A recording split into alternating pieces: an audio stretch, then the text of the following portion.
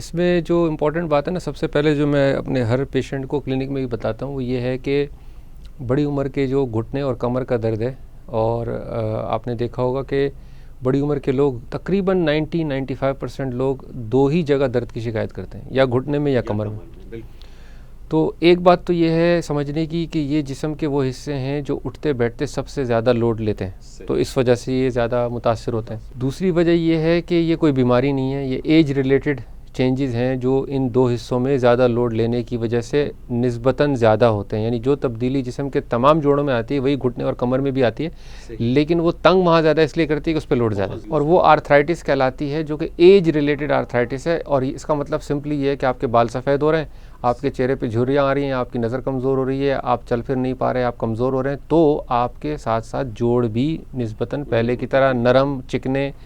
और सेहतमंद नहीं रहे, उसके अंदर थोड़ी सी ख़राबी पैदा हो रही है, वो रफ़ हो रहे हैं। तो अब जो दूसरा सवाल है कि जी इसमें कब मौका आए कि जी सर्जरी की जाए, तो इसमें इंतहाई ज़रूरी है कि डॉक्टर हजरात जो है हमारे मरीज़ों को, जो हमारे बुज़ुर्ग हैं, ग्रैंड डैड्स हैं, ग्रैंड माज हैं, उनको थोड़ी थोड़ी एक्टिविटी मॉडिफिकेशन सिखाएं। एक्टिविटी मॉडिफिकेशन का मतलब ये नहीं होता कि हम उनको बेड रेस्ट पे रख दें, जी आपने चलना नहीं है, आपने उठना नहीं है, आप टॉयलेट नहीं जा सकती हैं, आप व्हील चेयर बाउंड हो जाएं, आप सो जाएं। नहीं, एक्टिविटी मॉडिफिकेशन का मतलब होता है कि छोटी छोटी चीज़ें जो रोज़मर्रा की बुनियाद पे हम करते हैं, मसलन उठना है, बैठना है, चलना है, और घर में नमाज़ पढ़नी है, उसके अंदर मामूली सी तब्दीलियाँ होती हैं जो अगर वो कर लें तो उनका दर्द कम हो जाता है, क्योंकि घुटने पर और कमर पर लोड कम हो जाता है। मसलन ऊँची जगह पर बैठना, अब मैं और आप जिस कुर्सी पे बैठे हैं इसकी हाइट अच्छी है, तो हमारा जो ट्रैवल डिस्टेंस है घुटने के मुड़ने का और कमर को लोड लेने का वो कम हो गया। अगर मैं और आप अभी नीचे बैठेंगे 3-4 बार तो हमारी कमर में भी दर्द हो जाएगा, हालांकि हम तो 60-70 के नहीं हैं। तो इस तरह की एक्टिविटी मॉडिफिकेशन ज़रूरी है, जो कि आपको इंटरनेट से भी मिल सकती है, किसी समझदार डॉक्टर से भी मिल सकती है, हमदर्द किसी मुआलिज से मिल सकती है। तो पहले एक्टिविटी मॉडिफिकेशन करें, फिर जो है वो judicious use of simple pain medications. Please do not use big guns, जैसे करते हैं ना, वॉल्ट्रॉल भी खा रहे हैं, डिस्टल जीसिक भी खा रहे हैं। आपने देखा हमारी क्लिनिक में आते इतना बड़ा थैला ले लेके, और उसके बावजूद भी दर्द की शिकायत कर रहे होते हैं, ठीक है ना। अब वो सारी दुनिया जहाँ पर की मुख्तलिफ combination of NSAIDs with 1 gastro protective agents, क्योंकि 4 दर्द की दवाएँ खाएंगे तो मैदा ख़राब होगा, तो वो भी खाएंगे। तो प्लीज़ इस तरह की ओवर मेडिकेशंस ना करें, क्योंकि फिर मैं कहूँगा दर्द का इलाज कर रहे हैं, दर्द की वजह नहीं ढूंढ रहे। ईमानदारी की बात है कि दोनों का कसूर है, हमारे पेशेंट का जो कल्चर है उसका भी कसूर है, और हमारे डॉक्टर की जो मसरूफियात हैं उसका भी कसूर है। पेशेंट भी चाहता है कि मुझे मेडिकल ट्रीटमेंट मिल जाए। मैं डॉक्टर सालेहा के पास आया हूँ और डॉक्टर मुजाहिद के पास आए, वो बहुत बड़े डॉक्टर हैं, मुझे एक पर्चे पे ऐसी दवा लिख के देंगे कि मैं ठीक हो जाऊँगा। ना मुझे एक्सरसाइज करनी है, ना अपना तौर तरीका बदलना है, रात को गिलास में डालूँ नीले पीले रंग की गोली जो बहुत महंगी हो, और सुबह उठूँ तो मैं सारे मसले हल हों, ऐसा नहीं होगा। डॉक्टर का कसूर ये है कि वो चूँकि बहुत ज़्यादा पेशेंट देखते हैं, वर्कलोड ज़्यादा है, तो मरीज़ को टाइम नहीं दे पाते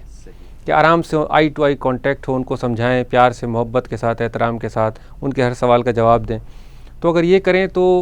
बहुत सारे मरीज़ों को उसकी ज़रूरत नहीं होती। और दूसरी बात है कि आपको मरीज़ का जो फंक्शनल लेवल ऑफ एक्टिविटी उसका भी पता चल जाता है। जोड़ बदलने के बारे में जनरल गाइडलाइन ये है कि देखिए, जोड़ बदलने का जो ऑपरेशन है वो क्वालिटी ऑफ लाइफ के लिए है,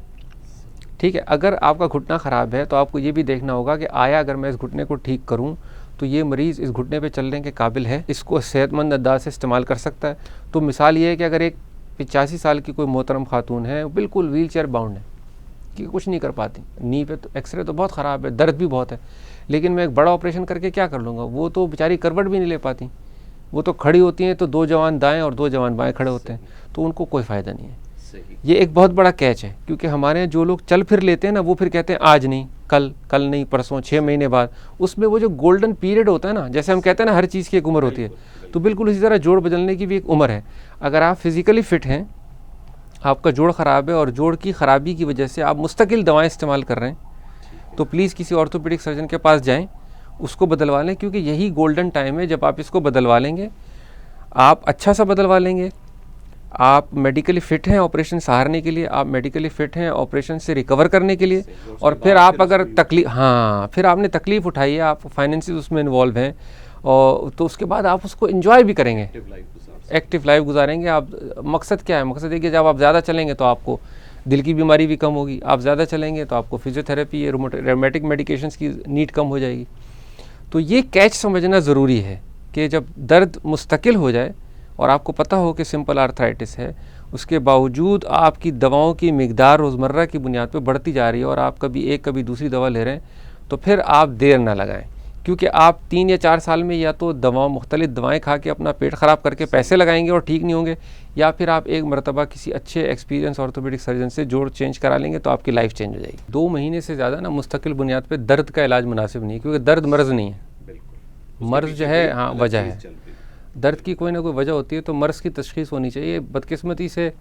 हमारे यहाँ बहुत कॉमन ट्रेंड है, डॉक्टर सालिया भी इसको देखती हैं, आप भी देखते होंगे, हम शायद जोड़ और पट्ठों के मामले में ज़्यादा देखते हैं कि स्टेरॉइड्स बहुत ज़्यादा ओवर यूज़ है।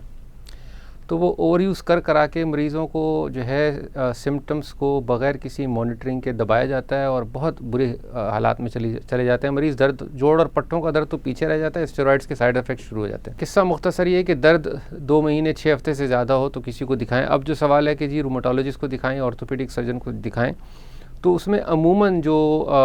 कम उम्र के अफराद के जोड़ और पट्ठों का दर्द होता है वो रूमेटोलॉजिस्ट की बीमारियां उसमें ज़्यादा शामिल होती हैं एज ए जनरल गाइडलाइन। ये जैसे रूमेटाइड आर्थराइटिस है, एनक्लोजिंग स्पॉन्डिलाइटिस है, सीरोनेगेटिव आर्थ्रोपैथीज़ हैं, सारी की सारी अमूमन 30-40 साल या इससे कम उम्र के लोगों को ज़्यादा होती हैं अमूमन। और अगर यानी कि 60-70 बरस की उम्र के लोग, 50 बरस की उम्र के लोग जोड़ों के दर्द का शिकार होते हैं, तो वैसे ही उनको अमूमन जनरलाइज सिम्टम्स नहीं होते कि हर जोड़ में दर्द हो रहा है, उनको कि स्पेसिफिक जोड़ में, कमर में या घुटने में दर्द होता है। तो एज अ जनरल गाइडलाइन जो है क्या कहते हैं, आप बड़ी उम्र के लोगों को अगर किसी मखसूस जोड़ में दर्द है, घुटने में या कमर में, तो वो ऑर्थोपेडिक सर्जन के पास जा सकते हैं। और अगर यंगर लोग हैं जिनको ओवरऑल सिम्टम्स हैं, कोई ख़ातून हैं या मर्द हजरत हैं जिनको घुटने में भी दर्द है, छोटी उंगली के पोरों में भी दर्द है, कंधों में भी दर्द है, तो वो यूँ समझ लें कि बड़ी उम्र के लोग और एक आध जोड़ ऑर्थोपेडिक सर्जन, रिलेटिवली यंगर लोग और बहुत सारे जोड़ों में दर्द तो शायद रूमेटोलॉजी। लेकिन दोनों में से किसी एक को देख लें, उसके बाद तो ज़ाहिर है फिर जो ऑर्थोपेडिक सर्जन हो या रूमेटोलॉजिस्ट हो, उनकी ज़िम्मेदारी भी होती है कि अगर वो ये समझते हैं कि भाई ये मरीज़ जो है इसका दवाओं से इलाज मुमकिन नहीं है, इसको सर्जरी की ज़रूरत है और दवाएं दे के खामा मरीज़ को जो है इलाज लंबा करने की ज़रूरत नहीं है, ऑर्थोपेडिक सर्जन को रेफरल से ज़्यादा फ़ायदा होगा, तो हमारी ज़िम्मेदारी बनती है थोड़ी सी। इसी तरह अगर मेरे पास कोई ऐसा पेशेंट आता है जो मैं समझता हूँ कि दवाओं से इलाज मुमकिन है बेहतर, तो मैं रूमेटोलॉजिस्ट को रेफ़र कर दूं। लेकिन 6 हफ्ते से ज़्यादा और फिर इस तरह की रेफरल सिस्टम होना चाहिए।